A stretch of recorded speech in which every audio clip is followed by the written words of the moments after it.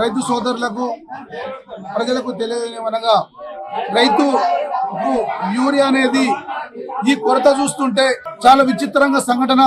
చెప్పులు లైన్ పెట్టడం, 4 గంటలకు 1 గంటకు రైతులు లైన్ నిలబడడం చూస్తుంటే ఈ కంప్యూటర్ రంగంలో మనం ముందుకెళ్తున్నామా వెనుకకెళ్తున్నామా అన్నటువంటి ఒక విచిత్రమైన సంఘటన.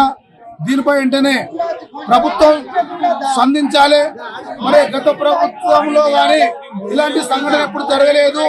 ఈ 10 సంవత్సరాల లోపల మళ్ళీ ఇప్పుడు ఈ ప్రభుత్వం వచ్చి నుంచి ముందు జాగ్రత్తగా వ్యవసాయ పనులు ప్రారంభంతోనే ప్రభుత్వం చర్యలు తీసుకొని ఈ యూరియా కొరత లేకుండా చూడాలి. ఒకవేళ ఇక్కడ ఉన్నటువంటి కాంగ్రెస్ వాళ్ళు ఏమంటారు, కేంద్ర ప్రభుత్వం అంటారు, కేంద్ర ప్రభుత్వం ఏమంటారు, రాష్ట్ర ప్రభుత్వం అంటారు. ఏ ప్రభుత్వం అయినా కానీ రైతుకు ఇటువంటి రాజకీయాలకు లాగద్దు. రైతుకు ఈ సమస్య పరిష్కారానికి వెంటనే ప్రభుత్వాలు చర్య తీసుకోవాలి. మరి రైతులకి ఆగ్రహించి ఒకవేళ రోడ్డు మీకు వస్తే పరిస్థితులు వేరైతాయి. గతంలో కూడా చూస్తున్న ఎన్నోటువంటి ధర్నాలు ర్యాలీలు చేసిర్రు. రైతు అని తిరుగుబాటు చేసినప్పుడు ప్రభుత్వాలు కూడా ఊరిపోతాయి. కాబట్టి రైతు యూరియా అనేది ఎట్టి పరిస్థితుల్లో కొరత లేకుండా ఈ కేంద్ర ప్రభుత్వం రాష్ట్ర ప్రభుత్వం చూసేటువంటి వాళ్ళ బాధ్యత. కాబట్టి తక్షణమే చర్య తీసుకోవాలని చెప్పి నేను ఈ ప్రభుత్వాన్ని డిమాండ్ చేస్తూ రైతుల పక్షాన నేను విజ్ఞప్తి చేస్తున్నా.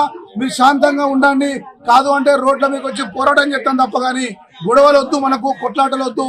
పార్టీలకు అతీతంగా అందరూ మౌనంగా వహించి శాంతంగా వాళ్ళు క్యూలో ఉండి తీసుకోండి. ప్రభుత్వం ఒత్తిడి చేద్దాం.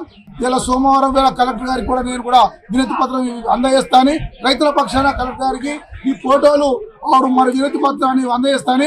త్వరలోనే 11 గంటల వరకు కలెక్టర్ దగ్గరికి వెళ్ళి ఈ ఫోటోలతో పాటు నేను ప్రజావాణిలో దరఖాస్తు పెట్టి మీ పక్షాలను నేను విజ్ఞప్తి చేస్తానని చెప్పి మనం చేస్తున్నా. చెప్పులకు చెప్పులేక మొత్తం లైన్లో చెప్పులు పెట్టి మందు బస్తాలకు నేను ఇప్పటికి వారం రోజుల మందు బస్తాల కొరకు రోజు అచ్చుకుంటూ మరిపోతున్నాను. ఇవాళ కూడా దొరుకుతాయో లేదో తెలియదు. వారం రోజుల నుంచి రోజు అచ్చుకుంటూ పోవడే.